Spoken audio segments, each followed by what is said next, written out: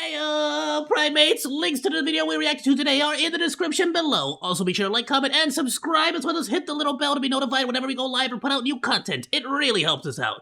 Thank you so much. Enjoy the show. This is a very apparently controversial furry video that I've been told about, and I kind of want to see what is the deal. Let's check it out. What is the furry community? A video essay on the sociology of labels by Clapped Seal.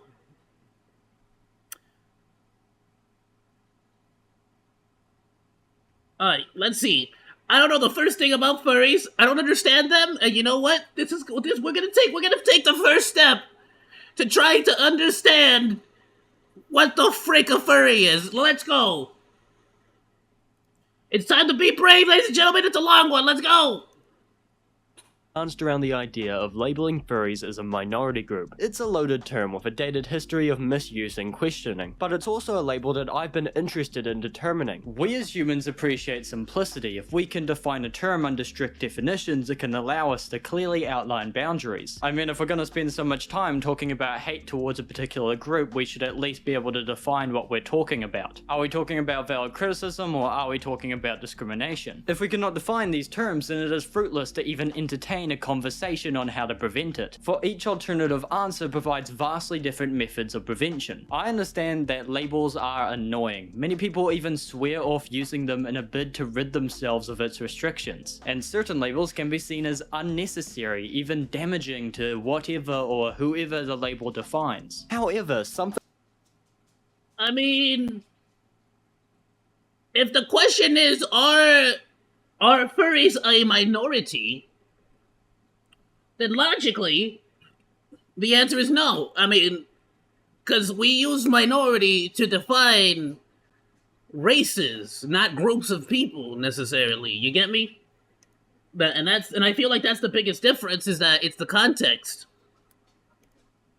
Something being confusing, even to the point of frustrating, doesn't make it any less valid. Understanding where discrimination stems from and the position that it puts groups in makes the challenge of defeating it far more streamlined. Individually speaking, ridding oneself of labels can be liberating. In a world that's amassed with horror and confusion, it is no fault of one's own to ignore the socially defined labels, the ones that they see as just unimportant. Gender, for example, can be seen as restricting to many people's identity and mental health. To combat gender, someone can internally ignore and reject the concept entirely, a feasible and understandable process for those whom it fits. Although gender across cultures and societally cannot be simply eradicated to the same extent, even for being a social concept that is at least biologically non-existent, social definitions.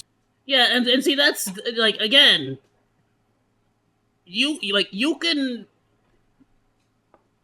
really just ignore the labels that are put upon you, but at the end of the day, a label is just it's just a description. It's just a defining, a label is basically a defining attribute. That's really all it is. By the logic of wanting to be liberated from labels, like, that just doesn't make any sense to me. Like, I'm a VTuber. Like, that's a label, right off the bat. Everything is a label. You are a person, you are a human, you are a, like, you get what I'm saying? Like, labels are a part of life. You can't exactly ignore them or leave them. The thing is, labels are all a concept. It's not real. None of it's real. That's the point. It's just words that we're making up, and sounds that are coming out of our mouths. So it's kind of like, I get what you're trying to say, but there's no point, is what I'm trying to say here. Like, you get what I'm saying? Like, if you could ignore the labels, or just not let them affect you. That's the only way to escape them. You're not going to change the rest of the world to sort of fit your personal desires. Because at the end of the day, whether you like it or not the rest of the world doesn't follow the same cultures that we do here in California.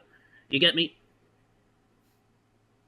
Yeah, I identify as a character. Yeah, exactly. And it's just kind of like, yeah, you can identify as, like, I feel like you can identify as whatever you want, and I'll respect it, but you're not, like, that doesn't mean you're gonna change reality either. You get me? Like, I still need to, like, I'm gonna get labeled as a minority, as a Latino. There's no escaping that. I didn't choose it. you know, my skin is brown. Like, what do you want me to do about it? Like, there's not, you just can't, like, there's certain things that is what it is, because the society needs to put a label on you. Society, that's how it works. That's how societies understand who is in charge, who's police, who's a civilian, who's not. You get what I'm saying? Like, it's all made up. It's all a construct. But we use that to sort of simplify where you fit into the role of society. You get me? So I understand, though. They're going for more of they're going for more of the metaphorical roles and stuff, or the metaphorical labeling. But I feel like we're putting way too much weight on labels in general. Sprout amongst cultures independently from one another. A common misconception is to class alternative genders to the Western male and female as new, thus giving way for a media-proposed panic and neophobia. Although this is woefully incorrect, as gender does exist in history which diverges from this male and female narrative. In turn, labels of gender make sense, so eradicating what was that? is woefully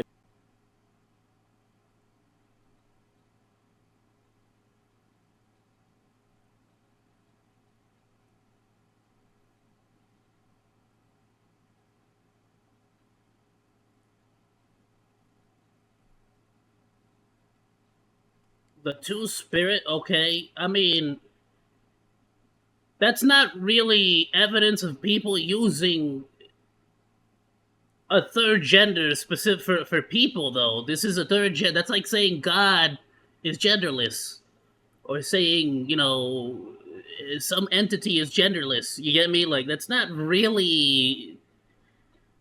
Like, this is not really, like, evidence to the fact that there's a bunch of, like, that there were other gender roles in societies. You get what I'm saying? This is a pretty spiritual thing, and not really something that you'd be like, oh no, Ted is totally not the same gender. You get what I'm saying?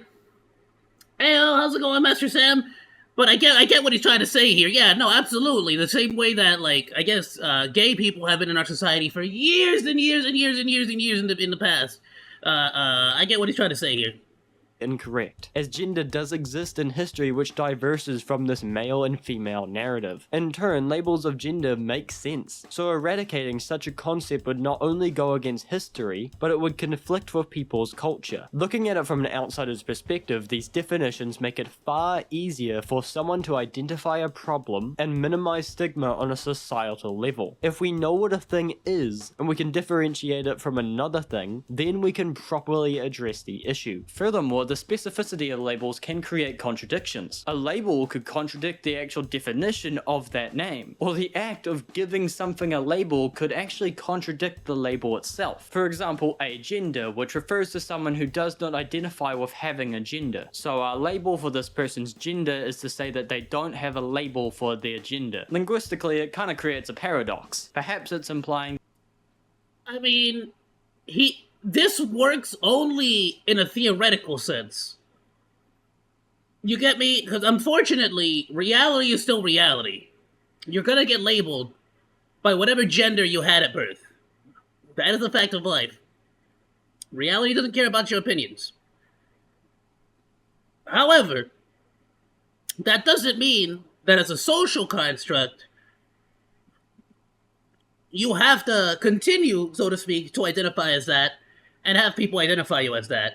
So it's not really a label. That's not really a label anymore, is it? I feel like that's more like... I guess what I'm saying is you can change your label, and people on a societal level can accept that, and accept the fact that you want to be a different label, so to speak. You want to be a different gender, you want to be a different whatever it happens to be. But at the same time, the reality, like, is still behind all that. It's still back there. Now, hopefully, in the future, we figure out a way to, you know, use a machine to magically just turn you into a full-blown, full-fledged, you know, opposite of whatever you want to be, whatever. But at least for now, it's all just a social thing. It's all just like me. I know that you want to be called a certain way. I know that you want to have certain pronouns, and I'll respect that. But it's not really gonna, like, change anything as far as, like, actual reality, the rest of the world, the logical, like, conclusions from doctors, stuff like that. That's all still gonna be there. So we can try to get rid of the labels all we want, but it's also not fair to say that we are labeling things incorrectly either. because the labels typically are dependent on something real, actual reality, something happening, or something physically that you can verify. So again, that doesn't mean you can't change your labels to sort of fit the way that you want to live. But you're good. Like, it's at the end of the day, you are basically fighting an uphill battle. I guess is what I'm trying to say here. That the label of agender is true yet poorly worded. Not that I can propose a better alternative. I like to see the label as a form of revolt, to act out against the unnecessary nature of gender and act as just a person on Earth. Putting it like that frankly sounds badass, transphobes be quivering. But in general, labels are a form of convenience. We use them to simplify other existing terms that may be too complex or overly complicated into shorter, more concise definitions. In turn, to create another label, we should consider any possible contradictions that may arise for the sake of convenience. As one more example, which doesn't relate to gender this time, the Holocaust, which I'm now realizing I'm doing the most clappy thing ever, making a video. Yeah, okay, so this is basically where people got really angry and they got really controversial, because they started to compare the furry situation to this, and frankly, you could have picked a much better topic to compare it to. Let's not go, like, come on. Video about furries, and only 3 minutes in, immediately diverging into talking about a mass genocide. My ability to string together loosely related topics is accidental and stupid. Anyway, the etymology of the word is derived from both Latin and Greek roots, forming the compound word holocaustum, which can be interpreted through English equivalent holocaust. Breaking the word down into its components, we have holo, meaning something whole or entire, then kostos, meaning burnt or red hot. Thus, the combination of these terms can be interpreted as entirely burnt or something wholly burnt up. Essentially, Again, though, at that point, you're breaking it down to its base meaning. When society has already given that particular word, effectively using it as a label to talk about a certain period in time. It is a title more than it is a definition of what happened. You get me? It's a title. The same way we would think about, like, the War of Versailles. The same way we would think about the, I don't know, name a freaking, the battle of Wichita, the Gettysburg, the Battle of Gettysburg. You get me? Like, it's a title for a specific event that happened in history, as opposed to a defining name for it. You get me? Holocaust can be used as a suffix to describe a mass loss or total destruction of lives. By use of the phrase the Holocaust, we are often referring to the Jewish Holocaust, which we are distinguishing from other terms such as the Armenian Holocaust.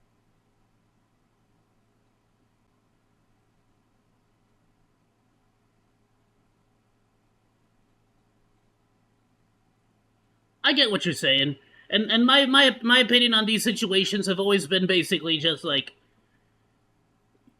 like, you're like, how do you say it? Like, if you want to have a particular label, or you want to be identified as a certain way, I can respect that, and I can absolutely follow along with that.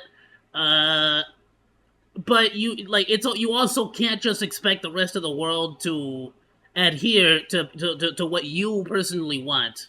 You get me? No matter how much I want to be, like, even if I wanted to be a black person, as much as I freaking want to do it, I can't pull a reverse Michael Jackson.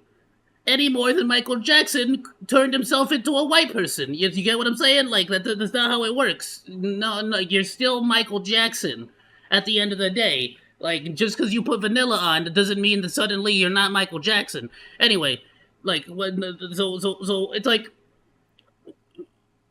a lot of these things are just social constructs, is the thing. And so it's kind of like, to compare it to an actual Holocaust, or to compare it to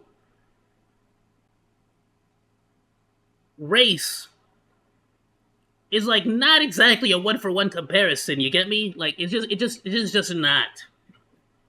Now, when it comes to furries, because it's more fetish than anything else, I would compare it more to, for example, the gay community.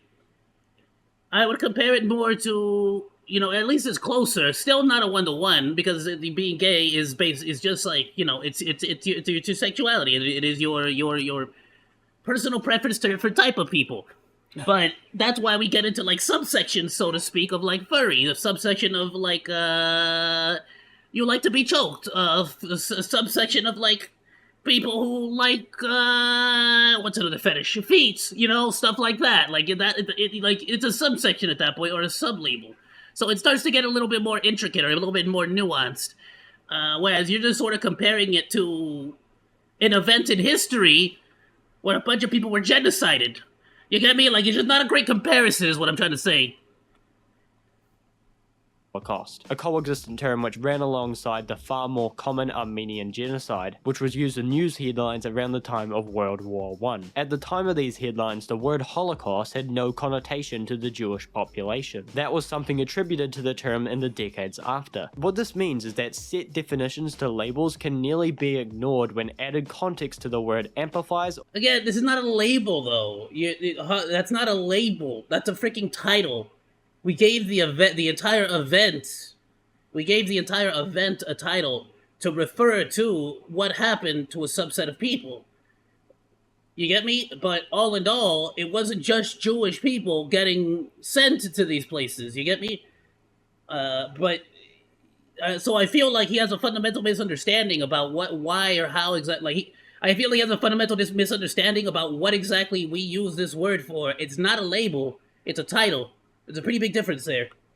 Or minimizes the severity or magnitude of its implications. For if you make the comparison to an event being an example of a Holocaust, then you are making a direct comparison to the genocide of Jewish populations. Yeah, because we don't have a... It's not a... Like, again, it's not a Holocaust. It is the Holocaust. We have socially changed the word to specifically mean that. The same way we socially changed the word, the F word, not the fun one, but the other one, the one that refers to a bundle of sticks. That bundle of sticks, the word changed like 12 different times already to refer to different situations, and now it's a slur in the most latest iteration. You get me? So that's a label. Today, the problem is that today we have a culture of labeling genders as if it were a decision available to each individual to pick. People are either born male, female, or have a hormone or physical disorder for hormones. I mean, the LGBT community for physical. I mean, androgynous people. They need help, but only if they desire so. Either way, they deserve respect and caring. Yeah, no, I can agree that, I can agree that definitely, like, for starters, it's not really, there is an argument to be made that at the age of 18, it can be your, like, you can identify as what you want. But unfortunately, and this ain't my fault, go blame God, or go blame the biology, or blame science, or blame the entity in the spaghetti monster in the sky. Like, blame whoever you want to blame. But it's like, it's not on me. Like, I didn't freaking, like, the world did not decide that there would be two genders to the survival of the species. That was just a fact. You get me? But that doesn't like hinder or change the fact that once you become 18, if you want to identify as something different, go and do it. Screw it. Life is too darn short to not do it. Go do it. Go be that freaking thing. Go be you are a guy and you want to be a woman. Go be a woman. Why not? Freaking A. Like, what the frick? Don't let other people define what you want to do and how you want to be identified as. And ignore the labels that you don't want to be identified as. There's no reason not to. But at the same time, like, the argument I'm trying to make here is that this comparison just doesn't really work in like, you get what I'm saying? I'm trying to say that the like, I'm more on the actual meaning behind the video, what he's trying to say here with, like, redefining a word, basically. And it's like, when it comes to actual labeling, actual words, actual titles, there's a reason why we use certain words to talk about certain events, because it'd be very difficult to talk about the Armenian massacre to most people and people would sort of be like, what, the what, the who now, what's Auschwitz? What's Auschwitz? Like, no, like, that's not a label, that is a title to talk about an event, whereas if you say the Holocaust, then suddenly everyone understands exactly what you're talking about. We know which event in history we're on the page about. Yeah, and so like hopefully, and the thing is, and I want people to understand too, especially anybody in my community that is trans or is a part of the LGBTQ community. I support the LGBTQ plus community, but it's like I really hope that someday there is a machine that you can just step into and it'll transform you 110% biologically, pheromonally, all that. I hope that someday we create a machine that you could just switch it like you would in Cyberpunk. You get me? That would be the awesomest thing in the universe. I personally wouldn't step into it. I like being me. I like me. Me is pretty cool. But if you want to do that, like, I hope that that happens someday. However, right now, as it stands in 2024, it's not quite that easy. You get me? But back to the actual time, like, the actual, like, discussion here. It's the labels, the labeling, the actual words, I guess, what he is more what he's arguing.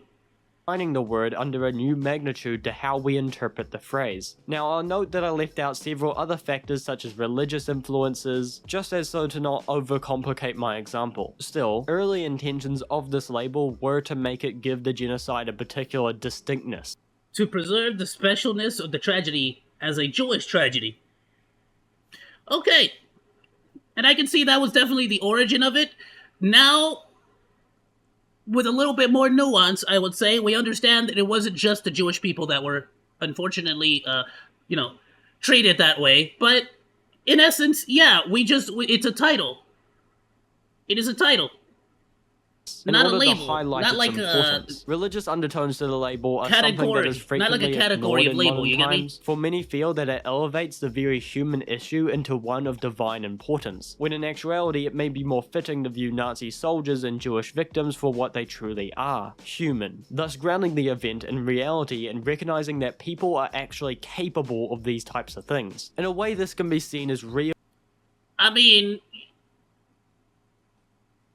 yeah. But I feel like that, like, no, like, I don't, like, this is not I don't want to say it, but, like, of course it is. Of course they're human. Of course they're human. Who else is gonna be capable? It wasn't a bunch of freaking gorillas or some other animals. We know that they're humans. We label them Nazis because that's the name they chose. You know, that's how they chose to title their freaking, or chose how to name their group. Appropriating the label, something that we've seen by many minority groups when derogatory terms are worn as badges of honor. I'll leave a link to two papers in the description, one on the reappropriation of stigmatizing labels, and the other to an Oxford University Press paper on the Holocaust, for which I cite for a lot of the information I just said. This paper features a far more in-depth explanation of religious influences that I mainly brushed over. It outsets off this line: language is really a reciprocal tool. It reveals, and at the same time, it is revealing. We know through its use it has the capabilities of shaping cultures and societies as we know them. Hopefully my brief introduction provides some insight into all the intricacies which go into labels and their effects. Labels aren't chosen hastily, but through precise, calculated decisions that consider possible effects and consequences. These laws of language will become useful as we progress through this video. Many of them will affect our judgment on how we label certain concepts. They tell us that any slight nuances in judgment lead to great consequences and therefore have to be made with increased caution. I've yet to even introduce a key social aspect to the labels which target the use of pre-existing labels themselves, a topic that we will arrive to later in the video. But hold on, how does this relate to furries? Well, quite simple really. For over 40 years, furries have established themselves as a subculture of society. For almost an equal amount of time, the fandom has made its way into ethics discussions and debates on whether they should be accepted, exiled, or changed. This hatred has again, just not a great comparison at all. I would compare them more to, like, feet lickers. People who really like feet. No thank you, Dark Light. I don't really bot, but I appreciate the offer. Hey, send me a follow, though. How about that? Anyway, so yeah, no, bad comparison. I would compare it more to, like, a foot fetish. I would compare it more to, like, I don't know, like, so, like, just not, like, I wouldn't compare it to a group, like a minority group. I wouldn't compare it to a race. That doesn't really make any sense to do that. Because not everybody How about this? Not everybody can choose to be black. Not everybody can choose to be Latino. Not everybody can choose to be white. And I'd say not everybody, right? Because but you can't really choose your race. You can't really choose, who you're born as, male or female. But you can choose to be you can choose to be a furry. You can choose to be a foot guy. You can choose to be, whatever you're into. It is your choice to become a part of that community. Now, if you're into furries and you just sort of never do anything about it, you just sort of ignore, leave it. It's just a fetish, which people have done for a long time. That's so much different than saying something you were born as.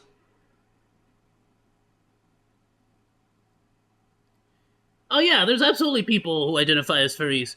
And there's like a lot of conventions and stuff too. But basically, it's like people who are into like, if to the best of my knowledge, it is not the same as like bestiality. It is basically people who are into human-animal hybrids, so to speak.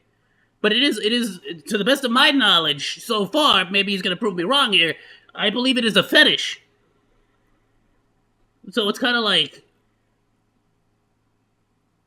you're trying to compare something you have no control over, and you're born as like your race. It is something you cannot change about yourself.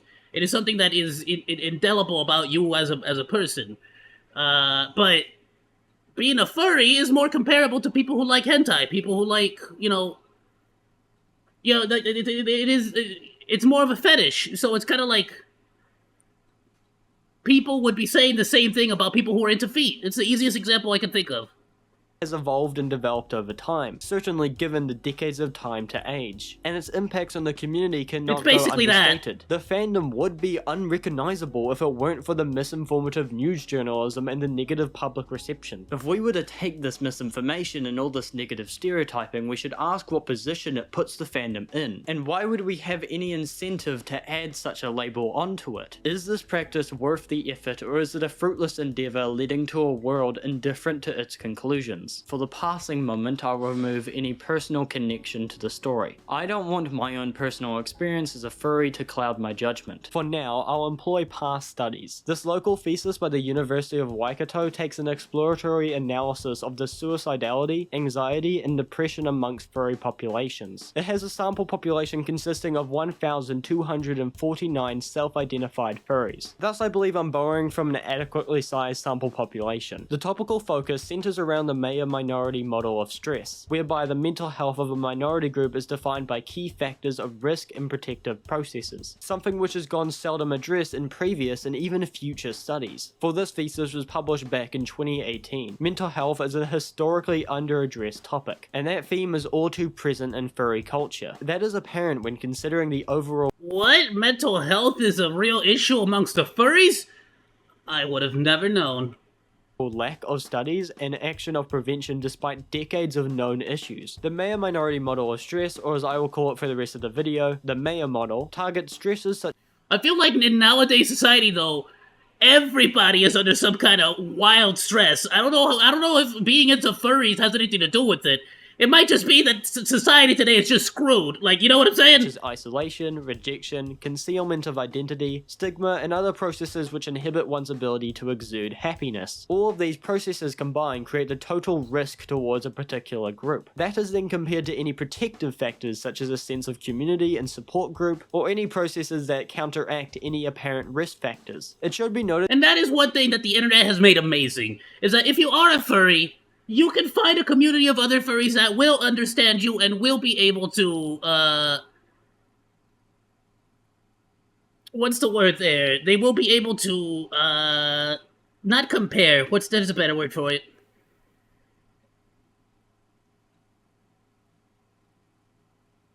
I'm drawing a blank. But basically, there will be people out there that have, like, similar likes as you, a similar sense of community, the similar like need to socialize with other people that have similar tastes. Like, they'll be able to relate. There we go. They'll be able to relate to you. Yeah, feel like in a family. Yeah, relate was the word I was looking for. They'll be able to relate to you. They'll be able to understand the struggle you are going through, and that's a great thing about the internet nowadays. The great thing about society is the fact that you can find people out there that will understand you, even if I don't understand you, even if I don't freaking like get it. That does not give me the right to like treat you worse as a person because it's your fetish. Like I can't, you can't like. It is your fetish, and if that's something you're into, as long as it's not hurting anyone, and as long as you're not like endangering yourself, I think you are completely valid in pursuing it. That this method doesn't recognize much individuality, access to support is one example. It shouldn't be said that all furries are treated equally, as all furries have distinct social environments. A furry living in one area may have access to the support group whilst another furry may not. With that out of the way, we can analyze the first factor, risk. Just one example of risk would be assault or public harassment. Say for example being verbally assaulted on the street or even stoned on the street, which can cause paranoia. Paranoia to walk the same street again, in the same clothes, towards the similar people. This can be interpreted as almost internalized stigma. You have experienced a form of risk. I mean, true. I feel like the difference can be, though, that you can choose not to wear the fursuit.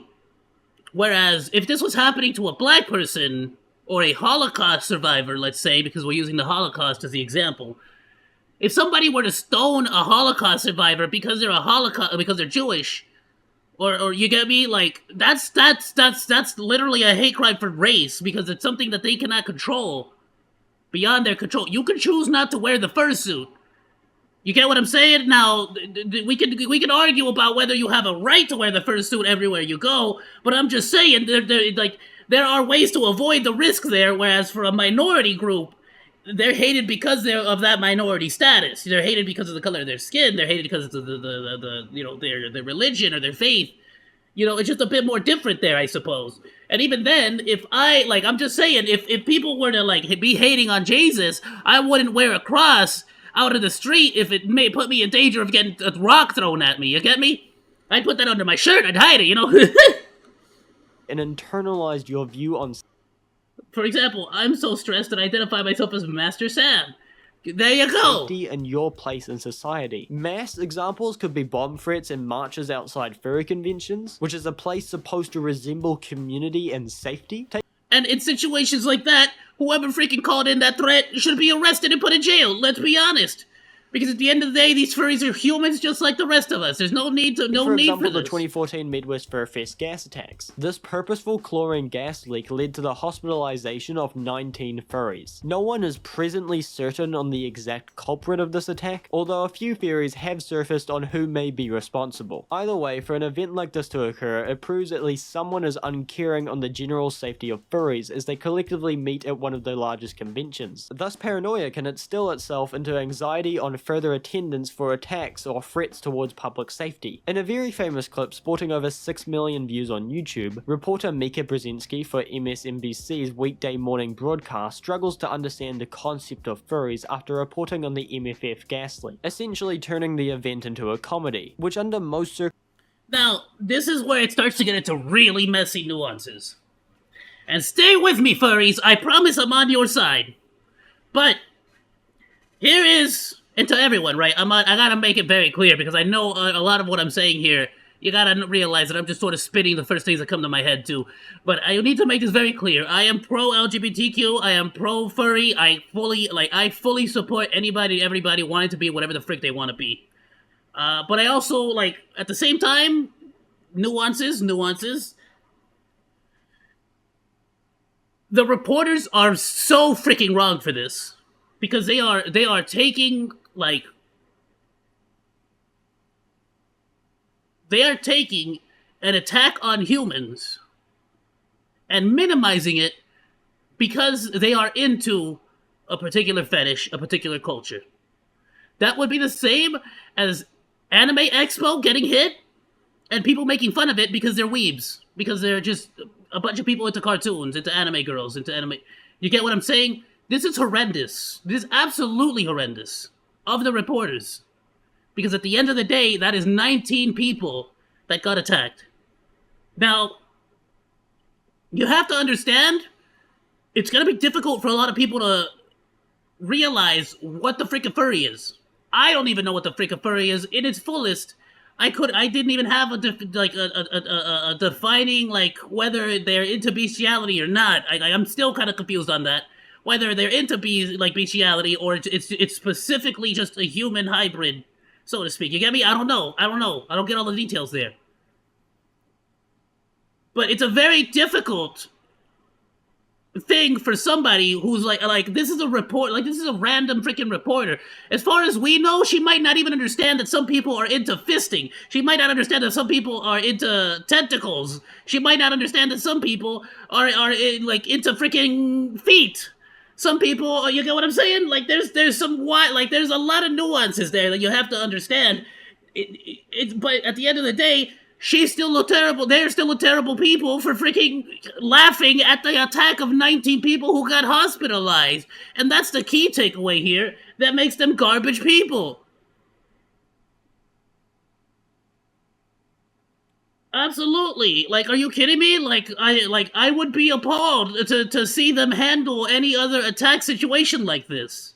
Circumstances would be funny. However, the irony is not lost when one reporter is directly telling the camera the police are treating the event as a criminal investigation, whilst the other two are laughing and treating the situation as a joke. As host Joe Scarborough says, she just learned something we all wish we didn't know. One can... And again, you could, grow up. That's what I would say to that reporter. Grow the frick up. People got kinks. People got kinks. Welcome to the world. Some people like to get a paddle to their butt cheeks. You get me? Like, welcome to the world. You can picture the effects on furries. But at the same time, you gotta understand, these are a lot of conservative people that have never really seen a lot of, you know, they don't live in the same world of messed up that you and I live in, okay? They don't go to the places I go to. They don't watch hentai and see what the frick NTR is. You get me? They don't understand none of that. I would expect a similar situation, a similar result if something happened there. To a hentai convention and people were like, what the frick is hentai? You get what I'm saying? An apparent purposeful gas attack in a comedic level event by famous reporters on live television, only to be told that they wish they had never learned of furries, which calls to another aspect of risk: isolation. When general populations are unwilling to even consider furries or provide any trace amount of sympathy, not being recognized can exhibit isolation and ostracization. According to fur science, ostracism is a fairly common experience, which is then compounded upon by the failure to recognize furries as a general subgroup of human beings and the problems that they face. This isolation can lead to a form of concealment, to hide one's identity in a bid to avoid such ostracism or isolation. Refusal to disclose the furry side of yourself to peers, family, or even loved ones. Participants in the Waikato study only reported comfort in disclosing their furriness to non-furry friends 71.8% of the time. 57.6% feel somewhat comfortable disclosing this information to loved ones, and 51.5% for family, 36% for non-furry work colleagues, and 25% for non-furry bosses and supervisors. Absolutely understandable that people would be utterly terrified to reveal that they are furry. That last dude, oh, really? Wait, what?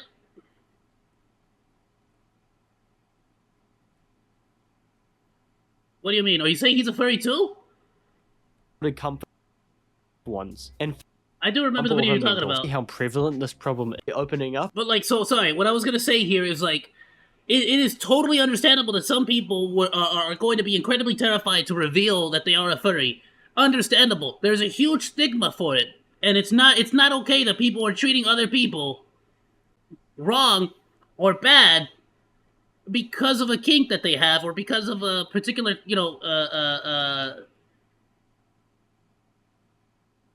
culture they choose to identify with. Okay, yeah, exactly. Yeah, he was getting hentai. And, look at, the joke, that, it's a joke, of course, it's all staged, it's a joke. But we kind of saw how most reporters, let's be honest, would react to that. Like, you're not telling me that if you were to reveal that you are A, into hentai, and B, into incest hentai, you get me? Of course they're gonna freaking look at you like, what the frick does that mean? You have a right to be bullied, ostracized, stoned, and all this other stuff? No, not really, let's be honest, no. That doesn't make it okay to throw rocks at you or something wild. But, I'm just saying, think about reality for a second, and realize that if you do reveal that, you're gonna get judged for it. Like, the rest of the world will judge you. Up about this furry trait can cause significant damage and And it sucks. In a perfect world, nobody would judge you. You would just be you, and that was the end of it. Exactly how prevalent this problem is for lack of bullying is unfortunately a natural human response to something that they don't understand. They tend to ostracize it. They tend to push it away. That's why so many, like, throughout history, we've ostracized and freaking bullied all kinds of people and cultures, like, out of society.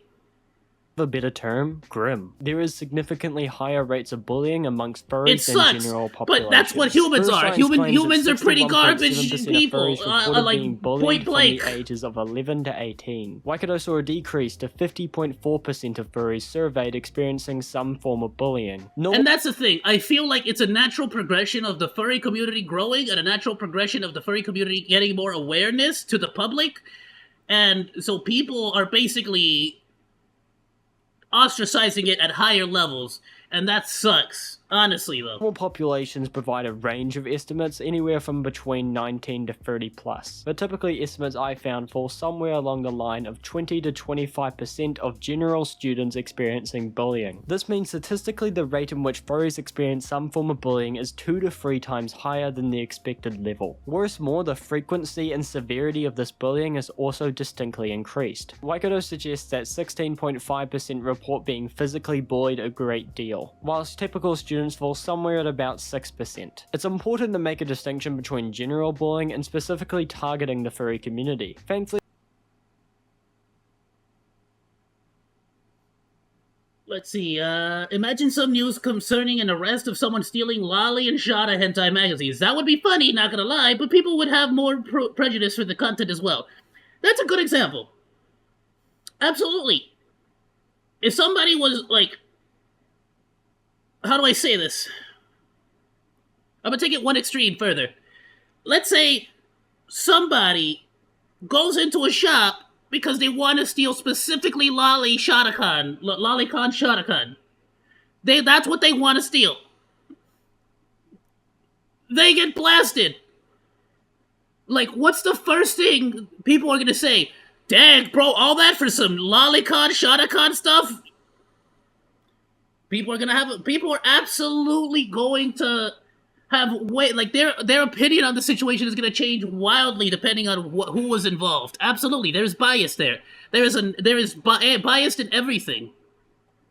the Waikato study also makes this distinction. 37.9% reported being harassed specifically about being a furry, and 10.1% reported being harassed a great deal. From these statistics, we've created a game of cat and mouse, whereby not opening up creates internalized anguish and isolation. Opening up results in physical endangerment. Systematically, furries haven't yet established their presence in order to sustain a notable quantity of systematic oppression. Largely I'm referencing politicians and policies that affect furries either directly or collaterally. Let's examine a politician who made a direct point in her distaste for furries. The all too infamous name, Candace Taylor. In the afternoon of May 14th, 2022, in the city of Buffalo, New York, shooter Peyton Gendron would fire upon a crowded supermarket in a predominantly black neighborhood, injuring 3 people and fatally wounding 10. The target was African Americans. Gendron was a self-described white supremacist and held many neo-Nazi opinions. The shooting was a tragic story and yet another instance of black discrimination on the streets of America. In the days following the shooting, Republican candidate Candace Taylor would call attention to the furry art displayed on the shooter's phone, which can be seen during a live stream the shooter held. With this information, Candace would assert that it was not for white supremacy that caused this shooting, but mentally ill.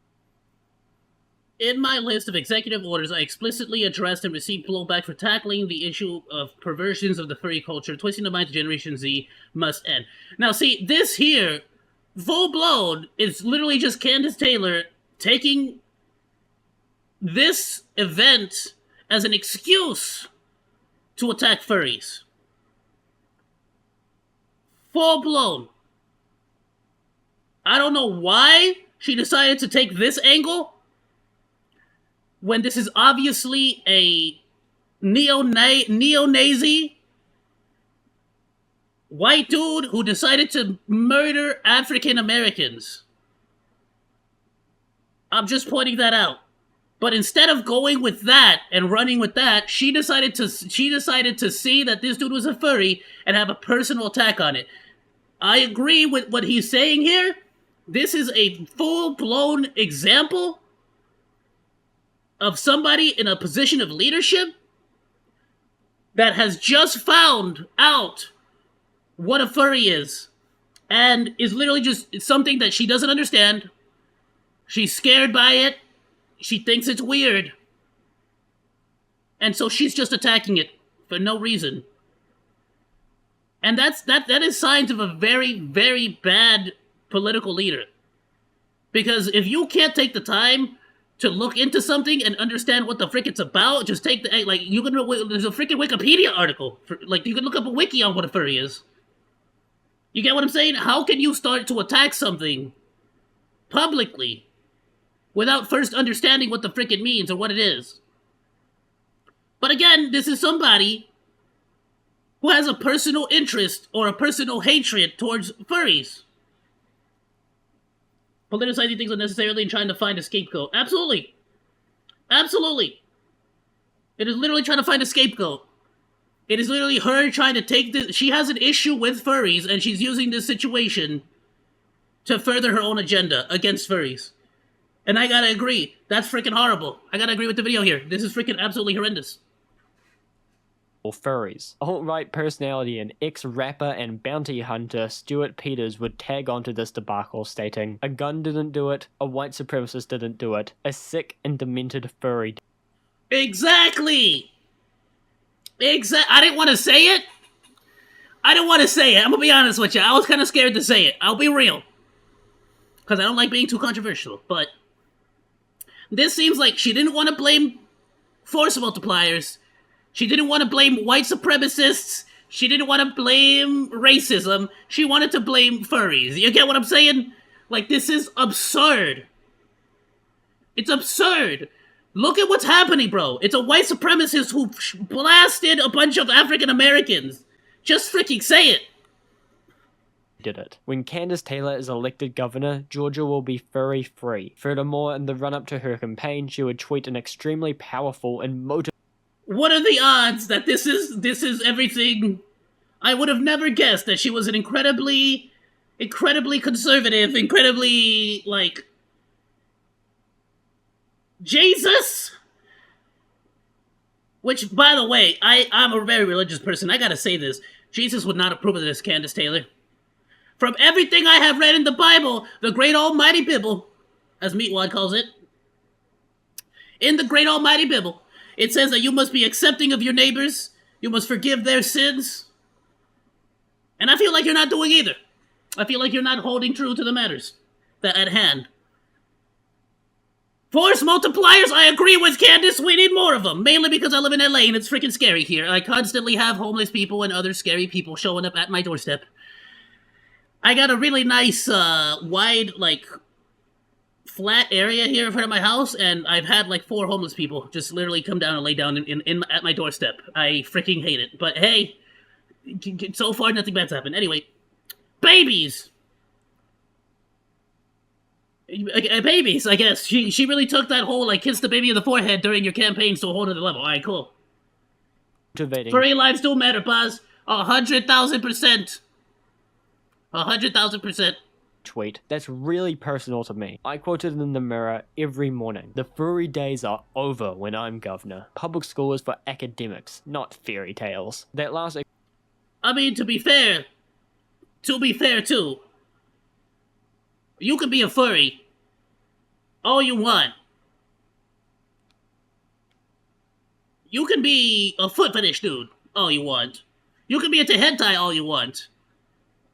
But to be fair, when you go to school, go do math. Shut up. Don't freaking, nobody cares about you. You go do the math, go do the science, go do the freaking English. or whatever here with you English, you get what I'm saying. But nobody cares about your freaking situation. Go learn. The only thing you should be doing at school is learning. Nothing else. Eat food. Go be a furry at the library after school. That's where all my furry friends went to be furries. They did it at the library. Except on public school stems from a And compounding I would series know. of I hung out with them. They were freaking. They were. I didn't understand them. I didn't really care to understand them. That was just what's his. I was about to actually say his name. That was just what's their faces. And they freaking they're into furry stuff. They were into Crystal Fox. They were into that one lady from Sly Cooper. They were into Lola Bunny. And I can't really think of any other furry that he used to like have around, but the guy had stickers. Anyhow, the point is, I didn't have to understand him to realize that. All right, that's what he's into. Like, even in high school, I was like, well, that's what he's into. Alright, like, hey, do you, baby? I'm into, freaking, I don't know how much I want to freaking put that out there. I said some of this stuff in the past. I'm into, to be fair, I'm into all ladies. Every single one, ladies. I'm into every single lady out there. But I got a big thing for green eyes and dark hair. Anyway, point being, it's pretty simple to understand that this is not some, like, weird twisting of society of, like, it's a freaking kink, dude. It's a fetish. Leave them be. You wouldn't do this with people who like feet. Years, claiming that schools have been accommodating the needs of furries. Now, I know that I said previously that I was going to remove any...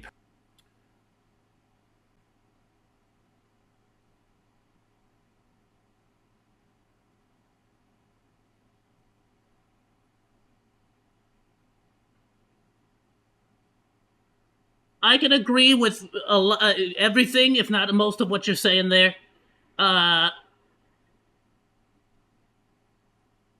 No, I agree with everything you're saying. I agree with everything you're saying. What I can say to that extent is, look, we need to face facts and face realities. Sorry, we're getting really into politics in this freaking video. We need to face reality. Okay? If we didn't have force multipliers, and this is something that actually happened at my school, bros will bring swords. Bro brought a freaking Bowie knife. It's not a sword, right? It's a knife, it's a dagger, but it's a freaking short sword, basically. Like, the Spartans would have freaking used it. The Romans would have used it. Anyway, they brought a freaking Bowie knife to school to attack someone. Another student brought a freaking, like, box cutter. You get me? They will find a way. People will find a way. Even if we didn't have the force multipliers, I guarantee you people would be using crossbows. They'd be using an actual bow and arrow. They would be using knives. They would be. You think that massacres and events like this didn't happen when in the time of swords? In the medieval eras? Of course it freaking happened. That didn't stop wars and murders from happening. It happened all the time, except people use daggers instead of pistoles. You get me? Like, it's not gonna stop it. It's gonna happen. Now, I agree that we should put some pretty heavy restrictions on this stuff. I'm gonna be real with everyone here. Nobody on the civilian sector needs anything more powerful than a semi-automatic. Like, even a semi-automatic is like, meh, a bolt action even. A pump action. But even a semi-automatic is fine, in my opinion.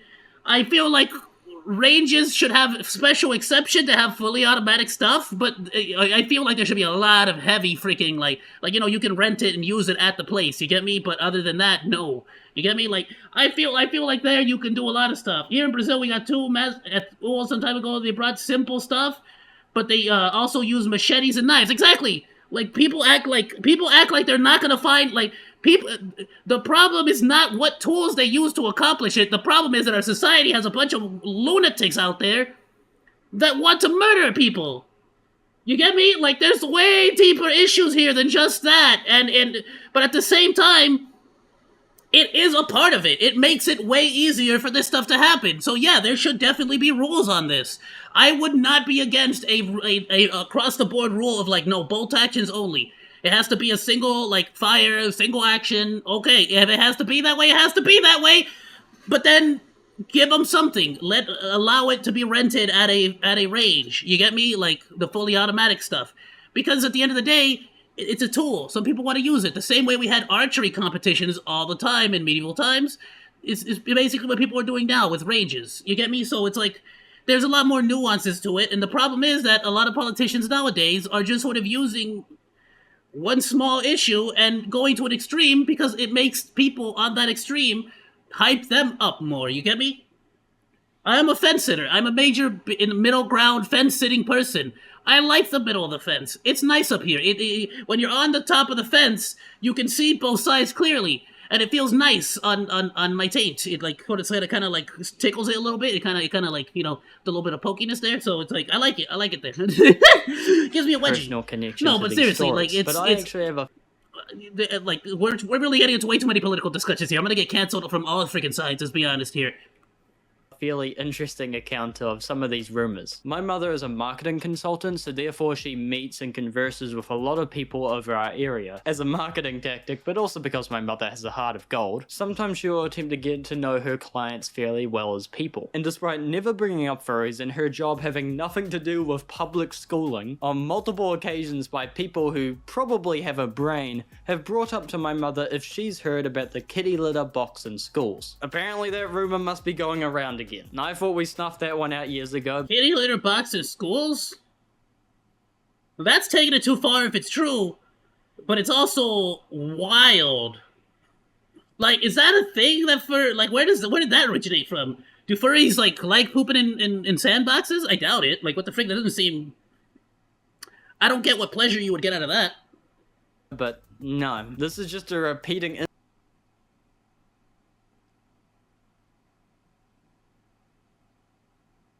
Oh, my bad. Yeah, I got you, Brosif. Don't stress that.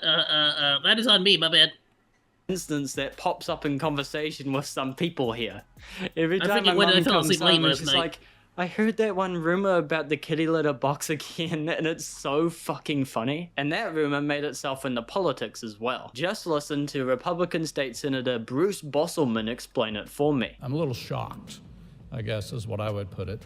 It's called something called furries. If you don't know what furries are, it's where school children dress up as animals. Yeah, see, this gives me real, like, Yu-Gi-Oh! Is the game of the devil! You get me? This gives me real fear-mongering vibes. Cats or dogs during the school day. They meow and they bark, and they interact with their school, with the teachers and that in this fashion. And now schools are wanting to put litter boxes in the schools for these children to use. How is this sanitary? Humor and comedy. I don't think anybody wants litter boxes to be put in school. I think that's BS, and that is straight up just an example of fear-mongering to an extreme. He is trying to give you a wild and crazy extreme in order to further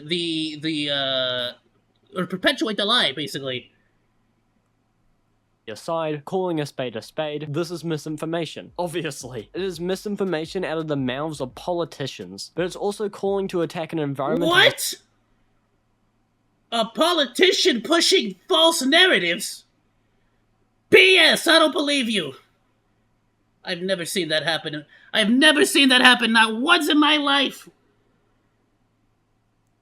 Lies! All lies! No politician would ever feed me lies!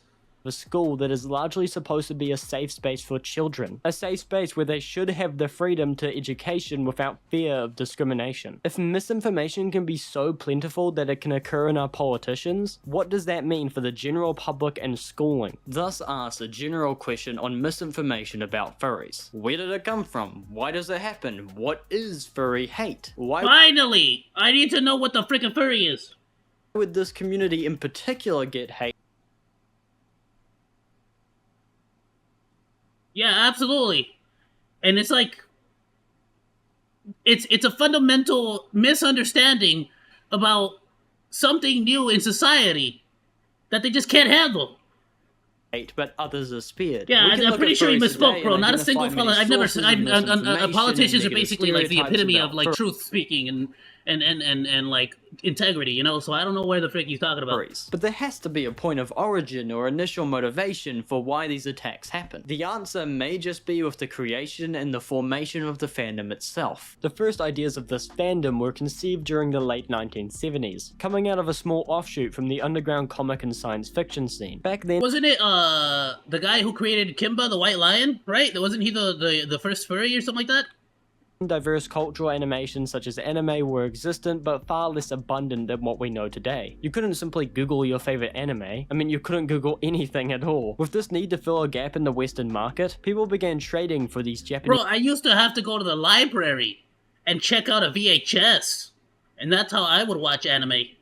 animations on tape. Then people started to realize, And nobody hey, ever we freaking really rewound the freaking tape! You know, when I was working at the library, that was one of the things I used to do. You're welcome, America!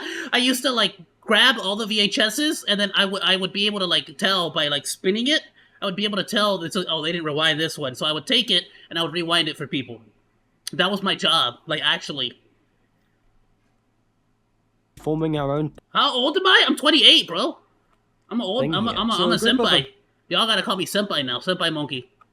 About 5 guys, notably Mark Molino and Fred Patton, decided to form the cartoon/fantasy organization. Here, they could watch these animations in a small group. Animations which often shared a common motif of these anthropomorphic animals. Like a domino being placed, time had these animals gain their popularity. There was a desire to step away from the conventional superhero versus bad guy tropes, and an industry of funny animals was born. Anthro animals in settings which were natural human aesthetics. In time, they began to form a sort of community of their own. It expanded into animals not just standing up from time to time like Wile E. Coyote, but animals representing people, drinking, dating, working. They were pilots in spaceships, they were gangsters, they were just like people. A real modern use of anthro animals as a stand-in for human expression. Discussions were being made. New people were coming in and expressing gratitude for the art, showing their own works and the funny animals that they had made. Something had clicked here. Like magic, people were turning to this media and turning fast. Eventually overcrowding the comic book, the science fiction, and the Who would have thought? Yamate Kudasai? Who would have thought? Who would have thought that out of every possible thing, furries came from anime? Like, what are the odds? You know, like, who would have thought? Anime is the origin of all fetishes, bro. Let's be honest. At one point or another, it all comes back to animes. It really does. It all comes back to anime, bro. anime conventions. Funny animal enthusiasts needed to be moved to their own rooms and parties, which eventually got the colloquial term furry party. We were not only born from a space that was very geeky and weird, we were born into a space that was very queer. Well, I wish I had my sound. I don't know why sound doesn't want to freaking work for me right now. Expression of people's true selves, a tradition which stands freaking have up that, all don't I? these Hold on. decades later. I got that freaking. Let me see here. What's happening here? What's happening with my sound alert with the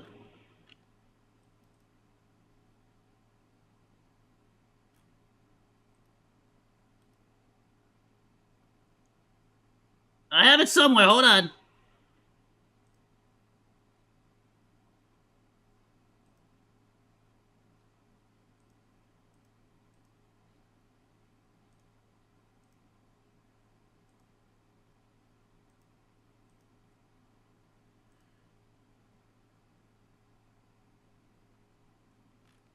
Freaking A soundboard. I freaking hate you.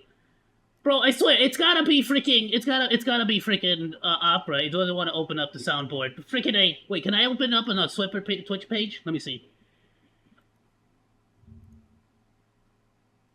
Oh, I totally can.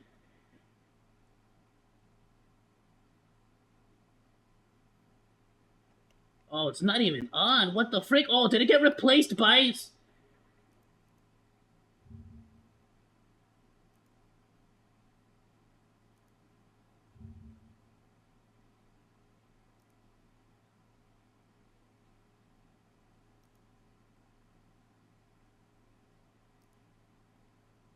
Oh, they changed a lot. Now I gotta go all the way to the freaking thing on here, alright?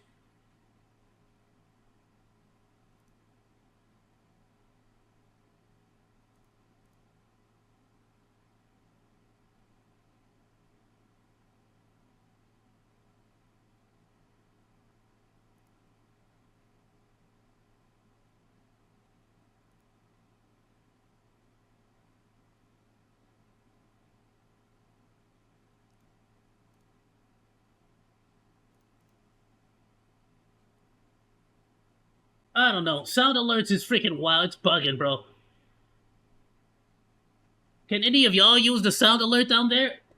Well, I don't know. Don't spend your money on it, actually. Never mind.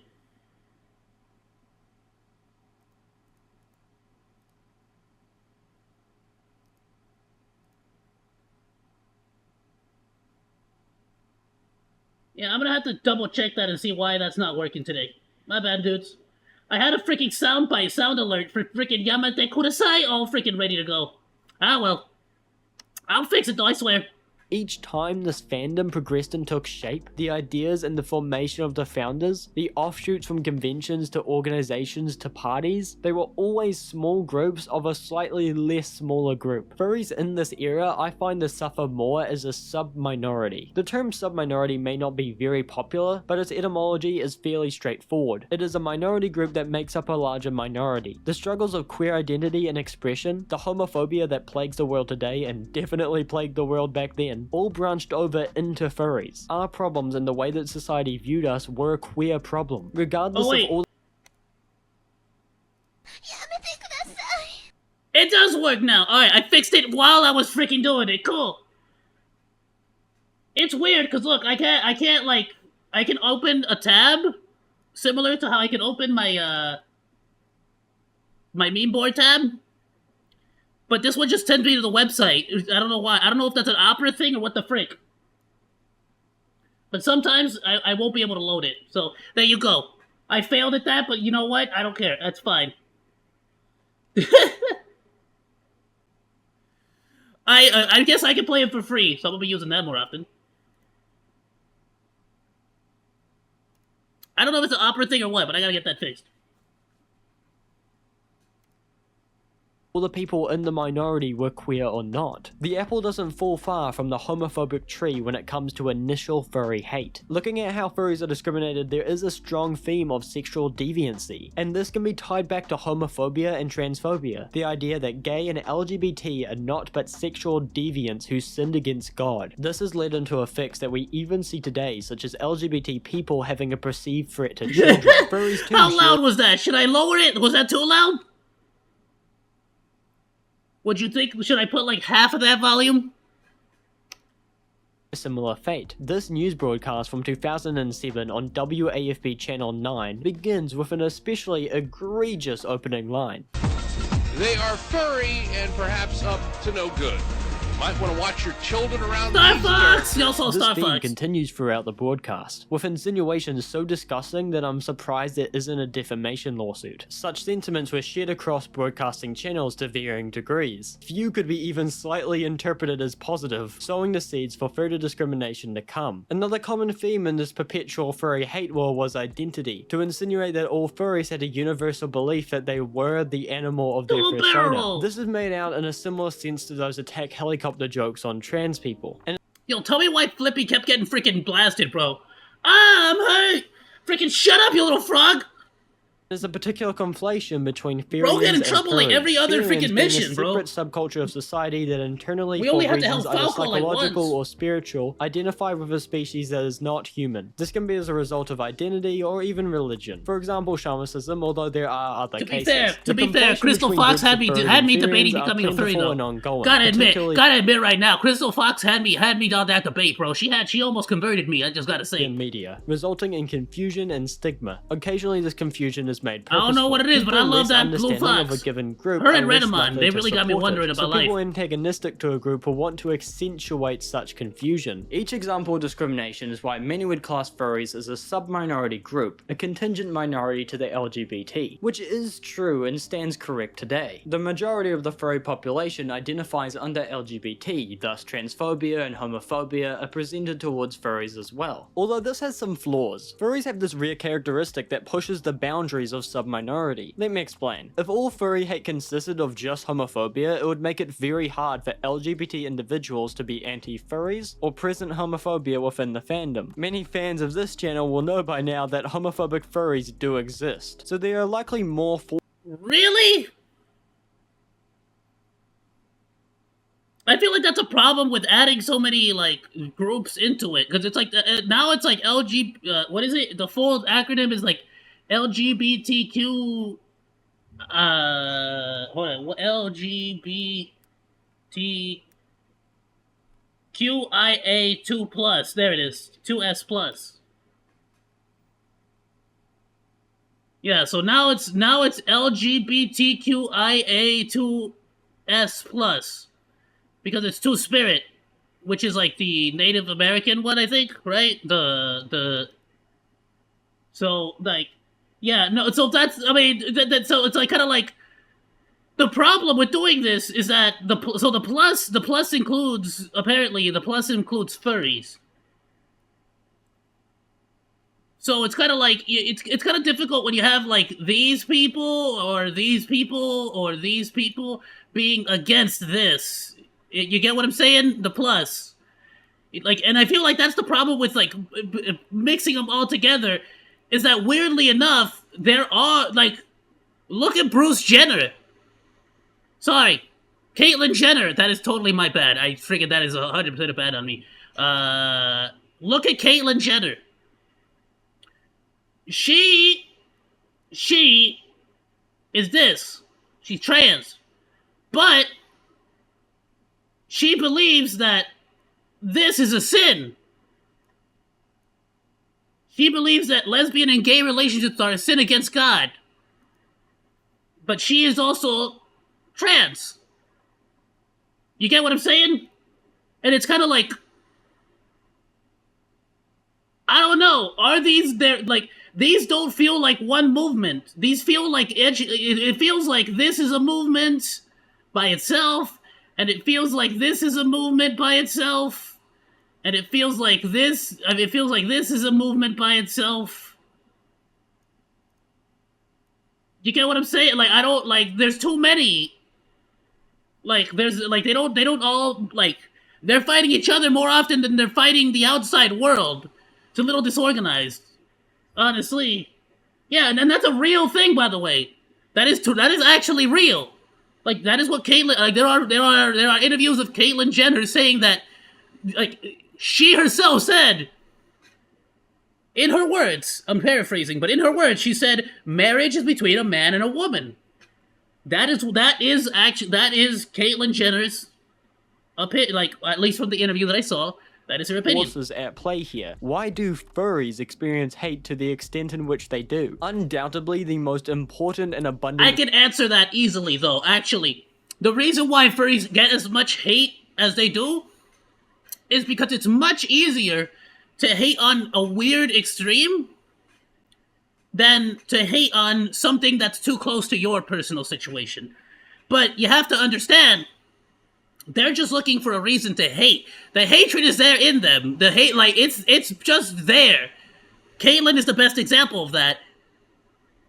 She hates gay marriages. Why? Frick if I know, but, like, that's way closer to her situation. If she's willing to hate on that group, it's way easier to hate on a group that dresses up like animals. Way easier. And not only that, but it's almost socially acceptable. You can laugh at it, you can meme at it. Is it okay to do that? No, of course not. But that's what it's basically socially acceptable to meme and rag on furries. factor would be homophobia. I can't ignore our roots. A large proportion of hate comes with the territory of a sub-minority group, as can be identified through old sources of media. What distinguishes furry from the LGBT community is in large part due to social media. Here, furry hate is morphed into its own form of discrimination, like a mutation of homophobia in a sense. You can connect the dots back from furry hate to homophobic ties, but they are distinct just enough where both groups can target each other. Yeah, no, I can agree with this. Now, maybe I'm in the wrong about this, and I said it earlier in the video, because I said that furry is basically just a fetish, it's just a kink. But it's like, by that logic, by that same logic, would homosexuals also be a kink or a fetish? So maybe I need to think about that one more. I don't know. Because I do believe that a gay person is born gay. I feel like that's just like, that's not something you can control. I feel, you know what I'm saying? It's not something you can just be like, well, no, I'm not gay. It's like, no, I feel like that's like intrinsic to who you are as a person, I feel like. And the reason I say that is because we see it in the animal kingdom. We see a lot of dolphins, a lot of gorillas and apes. You see a lot of gay animals. So I feel like, you know, and those animals are not out there looking for. They're not really out there looking for like a survival way of like having gay intercourse. They're out there, you know, out of their own like gorillas especially, or not gorilla. Yeah, well, I don't know about gorillas, but like monkeys in particular, and some species of bird and some dolphins, it's full blown like for recreational like stuff. You know what I'm saying? At least the studies that I've seen, the videos and documentaries that I've seen, like it exists in nature. So it's kind of like, all right, well maybe I can see to that point. You know, furries is just sort of it's maybe it is a kink, maybe it is a fetish, but it's something that's outside of your intrinsic control, isn't it?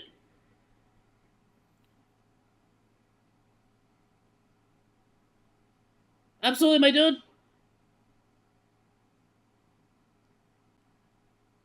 Yeah, absolutely. Don't stress it. I'll accept the friend request. Furries or anti-furry LGBT. What stands out to me the most is zoophilia. Something you'll notice is that in older television and recorded history, most claims typically sway towards harm to children and sexual deviancy. There's little mention of actual animals or any harm towards them. That rhetoric is more of a recent phenomenon, or at least it saw a considerable rise in the internet age. That is just one example that separates furry stigma from homophobia. Why might this be? What drove this shift towards zoophilia and newer forms of anti-furry rhetoric? Well, nowadays social media can easily push people down rabbit holes of misinformation. Think Pizzagate in 2016 or YouTube Shorts and Andrew Tate. Alt-right rabbit holes which can very easily suck people in with progressively more dangerous information. Dangerous information that is both parts more graphic and fictitious. Zoophilia. And see, here's the thing. You are doing your own movement a disservice there by going into schools with a fursuit on. Because at the end of the day, let's be honest, there's a time and a place for everything. And this is not one of those times. Is a As the present great target late of this, Professor and is Oak largely said, capitalized on by YouTube and clickbait. Apophenia is a form of cognitive bias whereby a connection is formed between two mostly unrelated things. Stereotyping is a common example of this. The perception that one bad person must imply a connection between the rest of the group. If a furry is represented by their worst attributes or a community is represented by the worst of its people, then there must be a connection there. Rather than chalking up furries like Lucky Coyote or Kira the Wolf to mere coincidence, rare cases amongst literal millions of people, it is finding a correlation where there is none. In a YouTube sphere which constantly regurgitates the same stories and notions, repeated exposure serves to strengthen this effect. The solution would be to break the chain. Rather than simply regurgitating the story, I would encourage all creators to include the lead-on effects into the fandom. A brief summary on how these stories don't represent furries as a whole, and to cease rhetoric on how furry is an inherently wrong community. That is a very great point to make. And I absolutely agree. We should, as a community and as a people, we should absolutely be more understanding that extremes do not equal to the common everyday associated groups, so to speak. You get me? Like, just like in the same way that the most flamboyant of the most flamboyant gay man is not going to be representative of the entire gay community, you know? Very true, very true.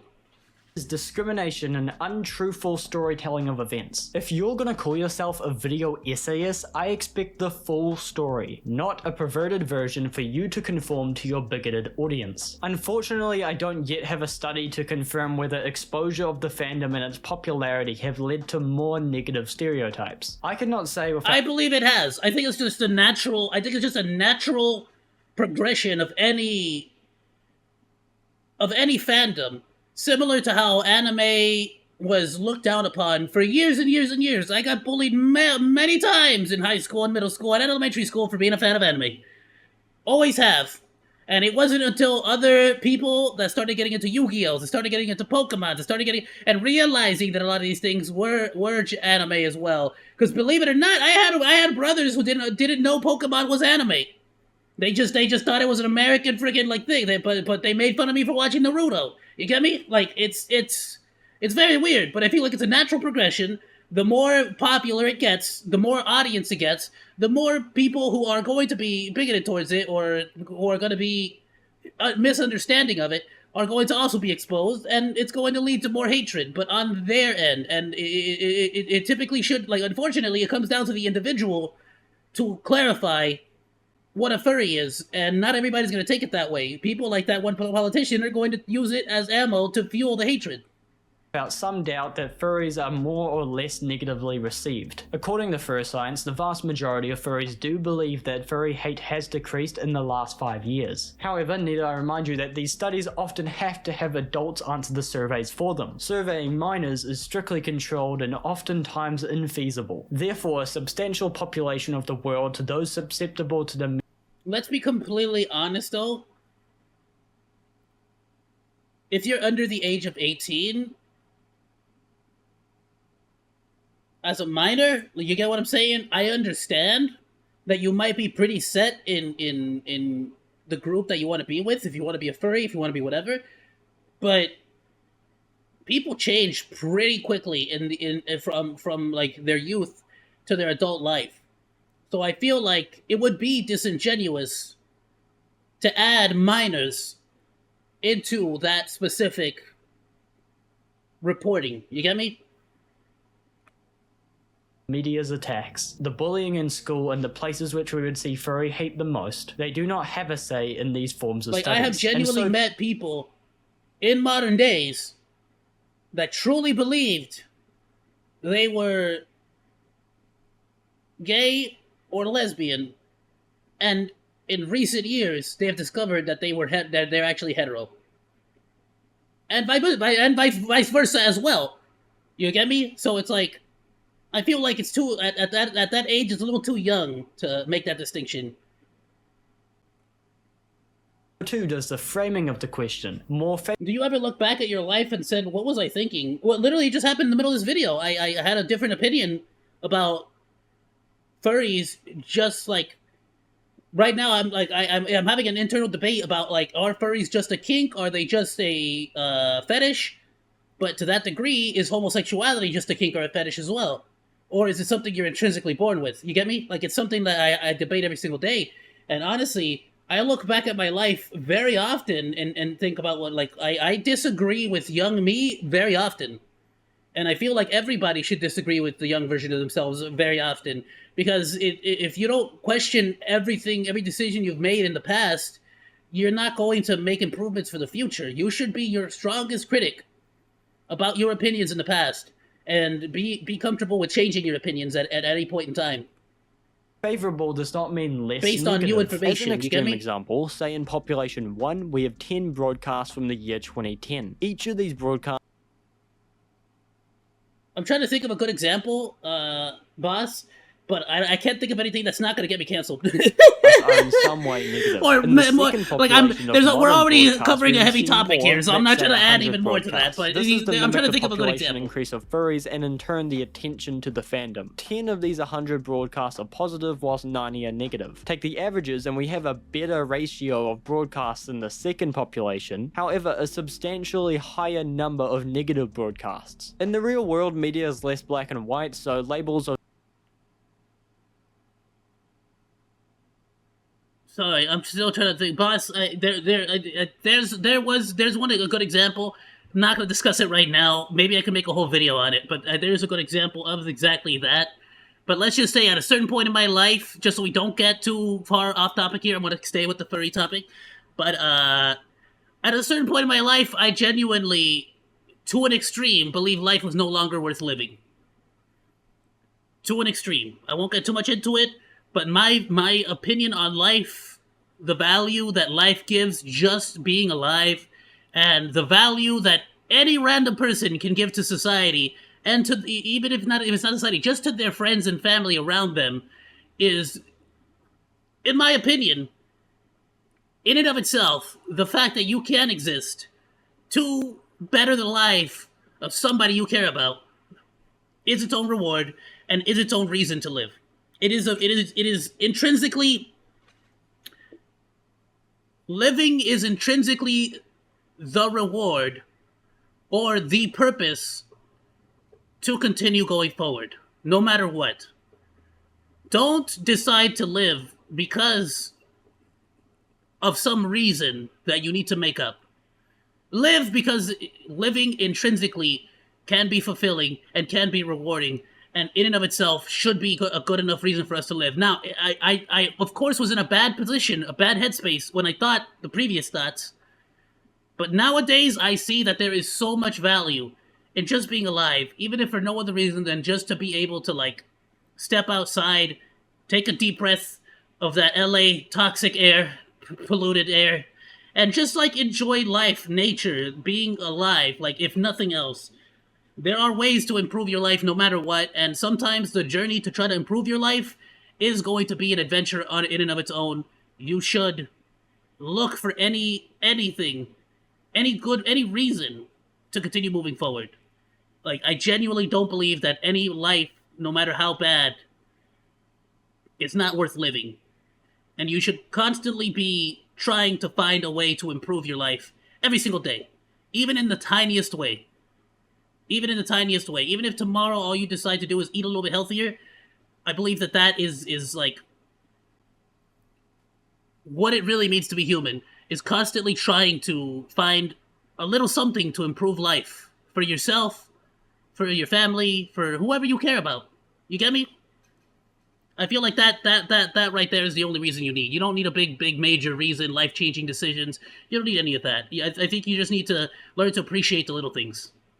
But I didn't used to think that way. I genuinely used to think that there was no reason to continue. I used to think that there was it was more of a burden to live on than to actually continue. You know, I really thought the worst of the world. I really thought nobody in the world would be good. I really thought that everyone is born naturally evil, bad, and I was a very negative person back then.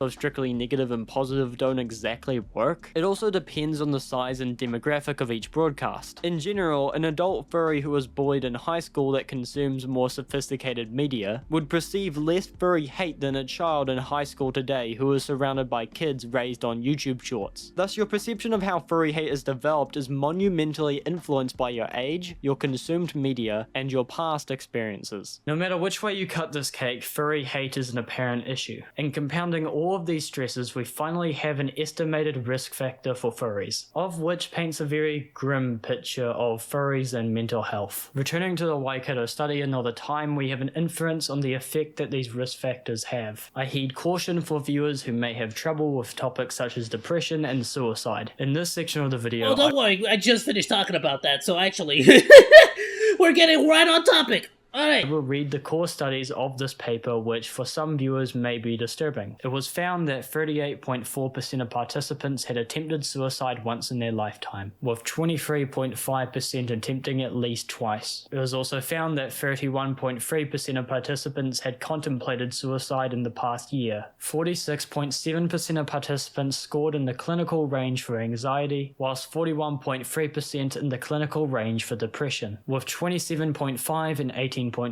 in the severe range respectively. This should not be the norm. This is not okay. I would like to include that this is after considering any support factors that furries may have. Anything that could have prevented such high of a result. More so, it is incredibly disturbing to acknowledge the preventability of these results. The severe amount of people, human beings, whose lives could have been saved, changed, or improved simply by avoiding such discrimination. Estimates do range on the exact number of furries in the world, and none are really well sourced either. A commonly sourced estimate by a number of publications is 1.4 to 2.8 million. However, this number is based on a fur science study asking furries how many they think exists. It is impossibly hard to predict accurate numbers, especially considering the subjectivity of the term furry. Let's play with the...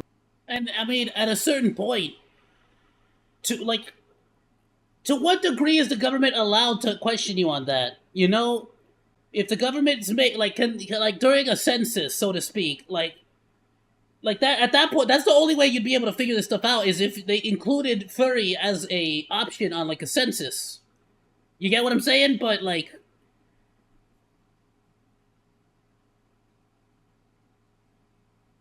at that point, how different is furry from gay? And if it's separated enough, then it wouldn't be needed in a census, would it? Because that's more like you could be furry and gay. You could be furry and straight. You could be furry and trans. You could be furry. You get what I'm saying? So it would be more of a subcategory, I guess. Rounded number of 2 million, as that makes for a reasonable amount of sense in my eyes. In 2015, one of the largest furry art sites, Furaffinity, reported having 1.2 million active users. As one of the only furries in my entire friend group to even have an inactive account on there, I can say with certainty 1.2 million does not account for the entire population. Add on to that, in recent times, Furaffinity has largely fallen out of favour with general audiences. This comes after obscure moderation choices and poor ethical guidelines. Moreover, 8 years has been given for this number to increase. To put that in perspective, Midwest Furfest has gone from 5,606 attendees in 2015 to over 15,000 in 2023. By all accounts, 2 million is likely underestimating the real statistic. I would personally place the fandom at over 5 million, however many may class such a figure as generous. So for those skeptics out there, we will have to meet at the middle at 2 million. That would equate to 768,000 furries having contemplated suicide in the last year. According to Save.org, roughly 1 in 25 of these suicide attempts were successful. That equates to 30,720 lives. Whether that number is accurate or at all close to realistic, I cannot say. This is way too high of a number, even with a generous gap of like, could be more, could be less, you get me? Unfortunately, this is true throughout society nowadays, that the suicide rate is insane, especially here in the US.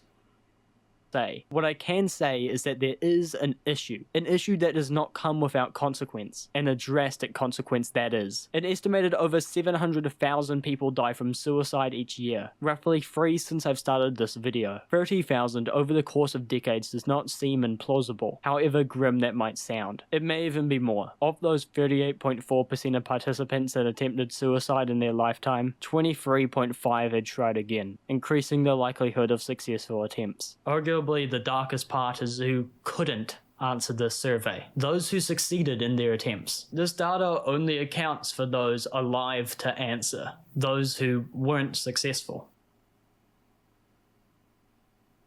When I'm asked why I care so much about this fandom, I often answer with, how are you content? I don't come here to simply commentate on furries then I leave. I wake up with the day staring me down. A world so often unresponsive and indifferent to my struggles. Day to day, that issue is often placed upon me. And it just so happens that thousands of people cannot cope with that burden. That's how I know that there is something to cherish. What is furry hate? This is furry hate. This percentage, these lives. Bigotry can stab a person in the heart. Being a furry just rubs salt into the wound. I would hesitate calling furries a sub-minority of queer culture. They share similarities, but they are distinct in many ways. Calling them identical would be ignoring any other factors that make furries distinct. So far we've investigated where furry hate comes from, the forms in which discrimination shows, and the effects on the mental health of furries. We have identified that the problem exists further than just a simple definition of sub-minority. So before we consider more extreme labels and progress any further, we should ask one fundamental question. Why even put a label to the fandom in the first place? We understand furry hate is there, and we recognize its effects. Surely we can tackle it without identifying where furries place as a group. I disagree, and that relates back to what I discussed earlier, how an outsider's perspective is clouded when presented with a lack of definitions. As furries, we can already differentiate between groups of people within the fandom. A third party or a powerful figure that could benefit furries may not see the situation so clearly. If a third party were to ask,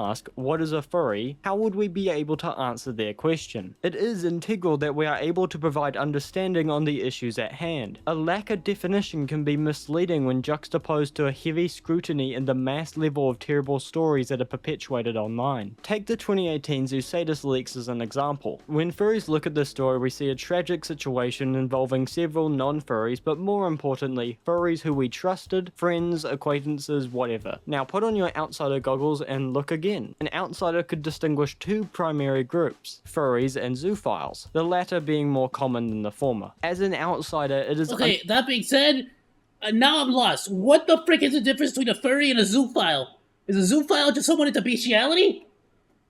Understandable how one could be left uninformed on the differences between furries and zoophiles, or they may leave off a tainted view on the furry population. Of course, as most furries would likely explain, the differences between furries and zoophiles are vast. Without their added context, definitions forming distinctions between the two groups is less likely to be made, causing possibly dangerous conclusions. Of course, we know that no such preventions were ever made. Instead, the much more Well, that's the thing. That's why I feel like it is important to label things. Because if I don't freaking have if I don't have a label for what the frick a furry is and what a zoophile is, and then what someone who's into bestiality is, I got no point of reference. We need labels to be able to quickly identify something and understand it. Now, it's on the individual to educate themselves on the finer nuances and details between the two. You get me? And unfortunately, not everybody's going to. marketable anti-furry clickbait was abused, resulting in copious misinformation. Labels are necessary, and they are fundamental in prevention of further discrimination. All of which brings me to one last social factor in considering further labels. Who would I be affecting through the wording of my conclusion? This is a question of ethics, and a question I asked in a community post if it was insensitive or wrong to label the furry fandom as a minority group. People were mixed on the question. Admittingly, the wording of my question was as vague as possible, so it depends on. Again, yeah, it does definitely depend on the context. I can agree with that 100%. However, and that's mainly because when you ask the general public what a minority group is, most are going to define it by race, not by sexuality. You get what I'm saying? Not in the context of a sexuality or a kink or anything like that. Most people are going to think of minority group as a specific race.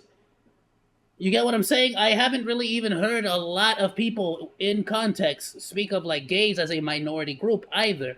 Now, it could be that yes, they are definitely a minority group. They're definitely in a minority of like the greater people, so to speak, the whole of the nation. But most times, I have personally seen people speak of minority groups in the context of race. So I feel like how many people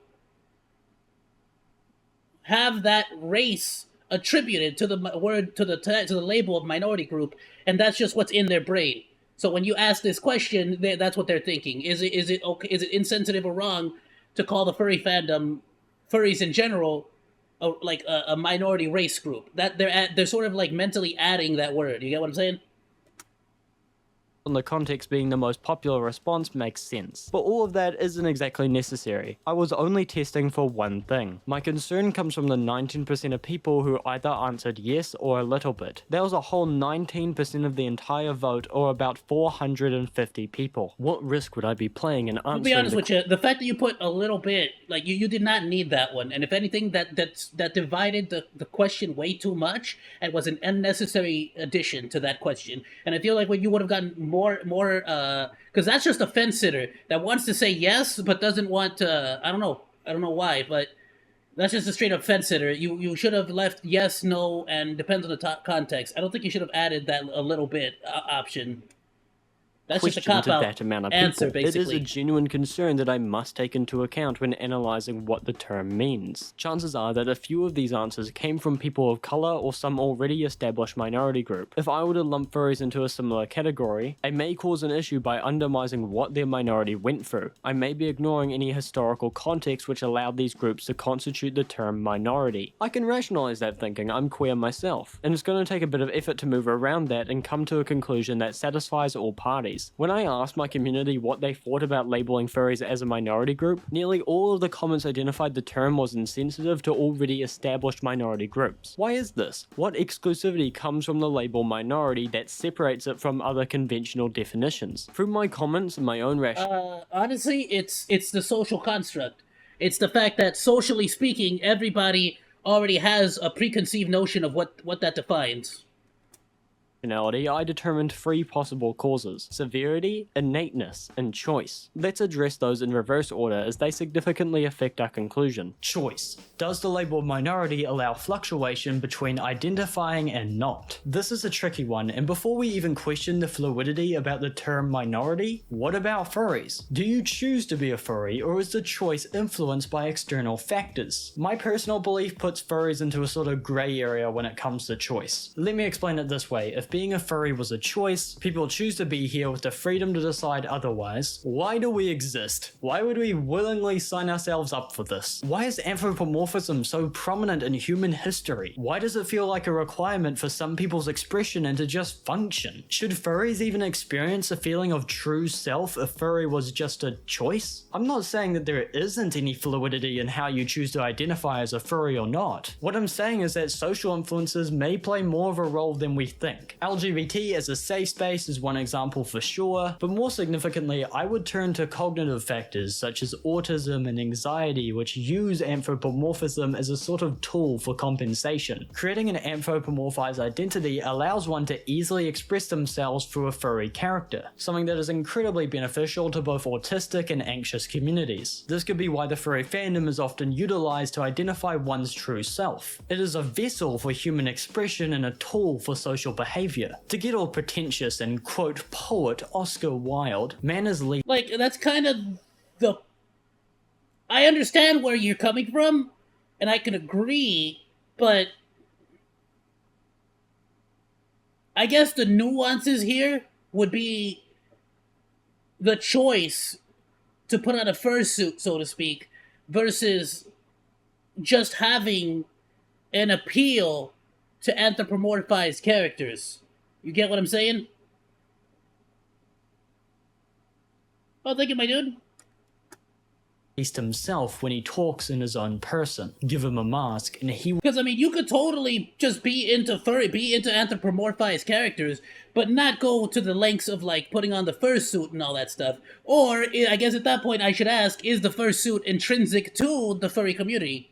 Will tell you the truth. One can choose to drop the mask, but in turn sacrifice a piece of what makes them whole, a part of their true self. Choice shares many parallels with innateness, the clause that you have to be born into a minority to constitute it. Many would argue that you're not born into what makes a furry, but you're born into the factors that influence that decision. On the other hand, you could look at anthropomorphism through history and society. We tell our stories from the perspective of anthro-animals. We give toys of anthro-animals to children, and we use these anthro-animals as a vessel for human emotion. Just looking at history in a weird term of phrase, it may be more human to be part animal. Historically speaking, cultures individually develop their own interpretations of anthropomorphism. Egyptians reveal... Yeah, but I personally feel like the reason why we did that was basically because we always give certain animals certain attributes. For example, we got ourselves here,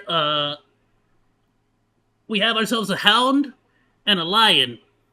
These are both very regal, very royal animals because we have decided that they are regal, they are royal animals, and it like based on their personalities as their species typically tends to act. They typically tend to be at the higher up on the food chain. This is a jackal, actually, not a dog, but a jackal. You know, like they typically tend to we typically tend to associate certain personality traits to certain animals, like a pig.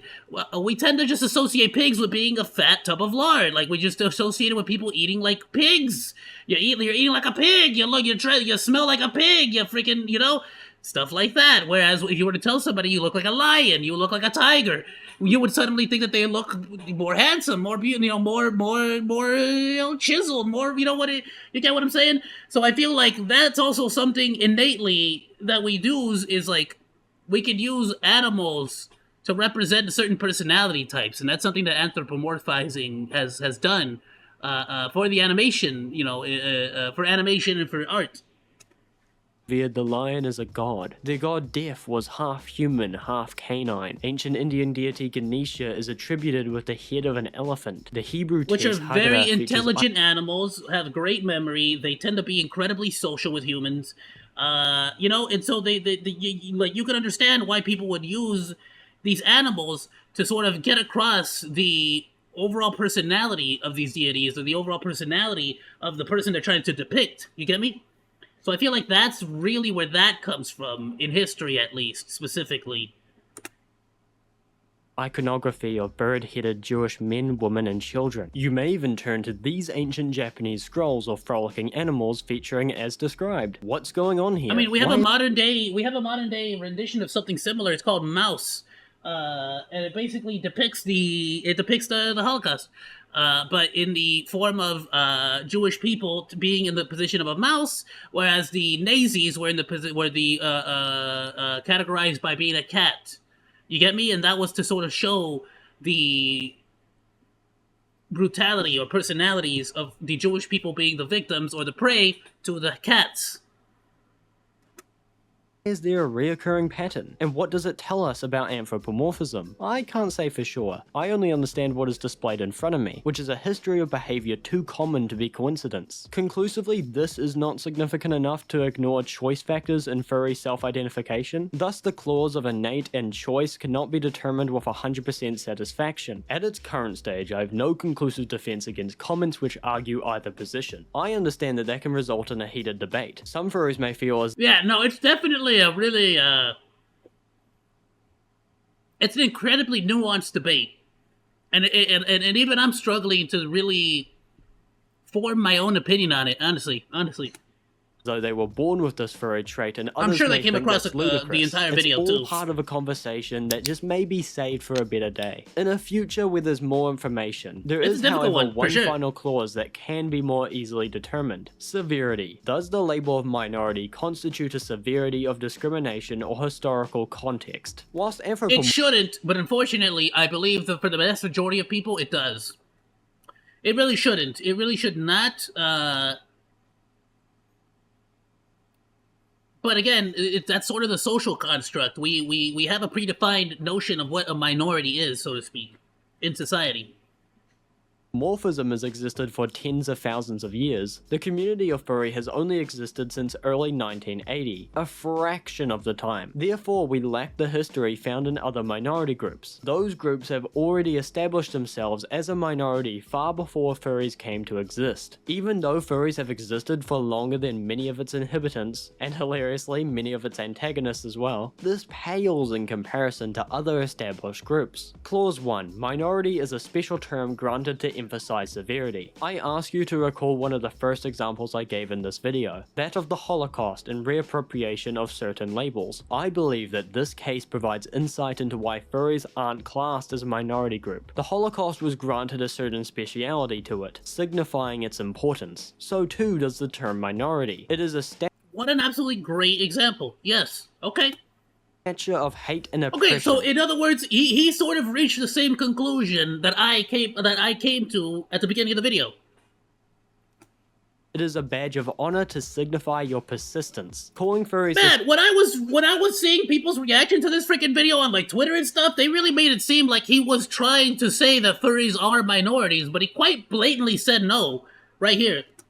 same as to call any other genocide a Holocaust. It fits the definition, sure, but it runs a direct comparison to the harsher equivalent, an undermining severity that was set during the reappropriation of the word minority. Whether there actually is some innate psychological force which play a role in anthropomorphic expression, the exclusivity of minority group doesn't ever seem to fit furries. This dilemma is a catch-22. No matter how we cut this metaphorical cake, it doesn't feel right to class furries as a minority group. It could fit any definition for minority which you throw at it, but can never beat this final clause. Even though the sources from which I derive a lot of this information from use the term minority onto furries. The Waikato study fixates about furries being a minority group. The tool that they use to identify the support and risk factors is called the Mayer-minority model of stress. It is beneficial to look at this community through a minority lens, but it can be unethical to title it as such. What does this mean for our label? Is there a method of labeling which allows for models such as Mayer layers to be utilized regardless of the strict minority label. In other words, can we label furries as something other than minority but still look at them through the same lens? Through all that I've examined, I have a conclusive answer according to myself. I would like to emphasize that I am not a professional and therefore my word should not be taken as the complete truth. How I interpret the situation will be different from other people as this is based on my own belief. I believe a well-inclusive label for the furry community is an emergent minority with sub-minority characteristics. The etymology of this breaks down into two categories. We have sub-minority, which considers the LGBT roots and the issues as well as the population statistics within the fandom. It also considers ableism by the restriction of tools vital in the benefit of mentally impaired communities. Thus there is a primary and a secondary minority system that makes up the sub-minority label. Primary LGBT, secondary ableism. Furthermore, the emergent minority considers differences and discrimination that separate the furry fandom from these other minority groups, in particular those which comprise the sub-minority section. I chose the word emergent because of the rising population of furries and the recency of the fandom. If history is an important factor in what considers a minority, then emergent symbolizes a lack of history that is currently in its youth. The term does its job at communicating a form of minority, thus allowing for examinations through a minority lens, whilst also conveying where furries place in relation to these other groups. I would like to reiterate that this term is not perfect. It is made to simplify a problem and create a more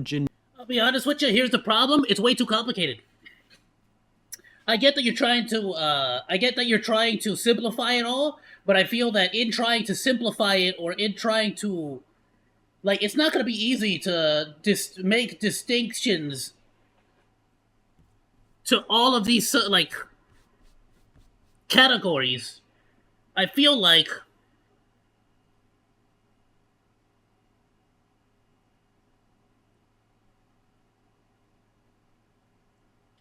I would have to check and see how much that would cost and see what my situation is, my dude, but we can discuss that in just a bit. Give me a sec, I don't want to lose my train of thought here.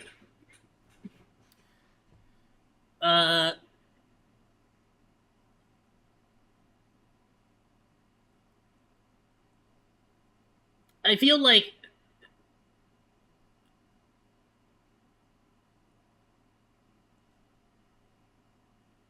and it's not just that it's a really long title or a really long label, but it's the fact that in reading this, the majority of people are going to be lost right away. Emergent minority, right off the bat, people already have a preconceived notion of what a minority is. So you're basically saying it's a new minority.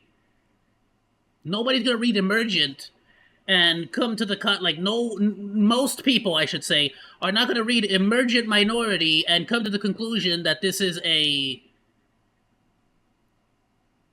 newer form or group of people that is on the rise. No, they're not going to. They're going to read they're gonna interpolate the most basic understanding of the word emergent. And they're going to instantly go back to their preconceived notions of what a minority is. You get me? generic understanding of a social group which does require some degree of assistance. In part, this term is meant to progress. And most people you're gonna lose before they even get to the sub-minority characteristics part, let's be honest.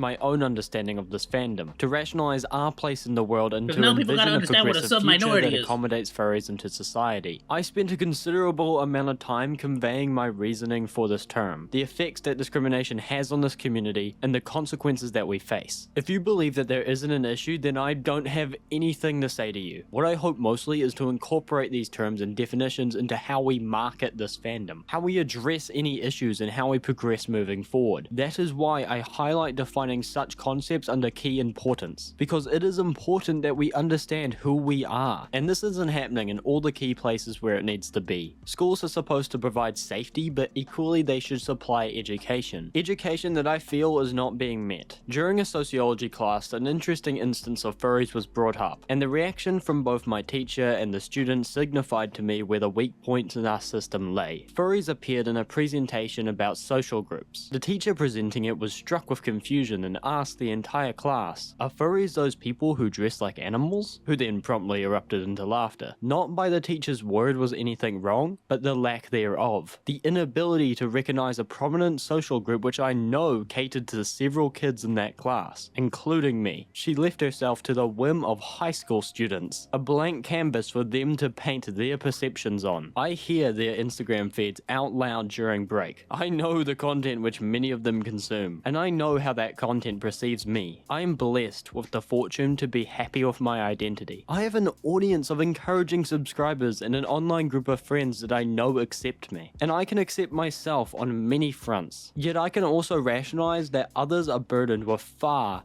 worse. And I know the comfort that can be made when an authoritative figure shows their support. Education essentially tells your story without you having to say anything. You avoid any risk of danger and vicariously speak through the institution. I am okay, but others could benefit. This is just one way which I envision a progressive society. Of course, it is far from the only method. I find education to be our most powerful resource, but this can be provided through many different mediums. Hey, it would be almost poetic to have the media help fix the issue, when they were the one who have large stakes in creating it. Media can be broken down into two main categories: traditional and social media. Traditional would tackle those pesky news broadcasts, TV shows, radio, newspaper, and media typically directed towards older populations. Since there are far less of these media conglomerates than, say, people on the internet, you can target these stories, you can request specific information and get better information to these broadcasts a lot easier. Or at least the target to direct your request towards is a lot more clear and specific. Social media is strange because there is a lot of it, and usually I would say the treatment for social media comes as a byproduct to everything else, because the people on social media are just that, people. So if they are educated through school and traditional media to be accepting towards furries, their statement should echo that. The only other way I feel you could tackle the problem of misinformation is to control those alt-right rabbit holes that have caused events like Pizzagate or Andrew Tate, a sort of crackdown on those echo chambers and online hate speech. Otherwise, to tackle furry hate, you could be doing what furries are already doing: existing. You are providing that alternative to the negative. I briefly touched on this in a previous video, and I feel like I need to emphasize this statement further. I think a lot of people need to hear this. You are doing enough just by existing. You have complete freedom to metaphorically hang up your hat and fucking retire. The world already appreciates your existence. The legacy that you form simply by waking up in the morning, showing the world that despite all of this bullshit, you just don't care. Waking up and choosing to exist is a revolt against discrimination, and that is powerful enough to make you worth it, a net positive, even when it may not feel like it. My message should not be misconstrued as apathy. Apathy is just what they want from us, to be nothing and to be miserable. But waking up is something, and throwing up a middle finger's one more. Despite everything, the statistics, the discrimination, the hate, the most optimistic thing to know is that we're moving in a positive direction. And if you're anything like me, learning about the world that you live in makes it feel a lot more like home. So here's the learning about this fandom and everything that makes it so great. Thank you all for watching. I'll see you losers next time. Peace.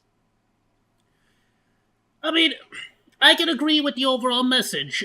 They definitely, on Twitter at least, they definitely made it seem a lot more like he was making that direct comparison to the Holocaust. But he clearly said at the end that no, it is not comparable. It should not be a minority. I feel like the new term he came up with is way too complicated, and it's going to be very difficult to get anybody to sort of break that social construction that they've made already about the words, about what it means, what a minority is. So it could be like it'll be very difficult to get people to sort of understand what that nuance, so to speak. At the end of the day, when it comes to situations like when it comes to like the schools, I agree that they should be absolutely understanding and tolerant of the furry community. They should definitely be more understanding, more welcoming. However, if we're getting into extremes, and we're having people in fursuits at school, or if the student is calling their teacher or meowing at their teacher, that's just not necessary. None of that's necessary, and it's not intrinsic to you being a furry. There's a time and a place. You can be in class and you can learn. You can be in class and learn, do what you gotta do in class, then be a furry as soon as you get back out. You don't need to be a furry while you're freaking learning the Pythagorean theorem. You get me?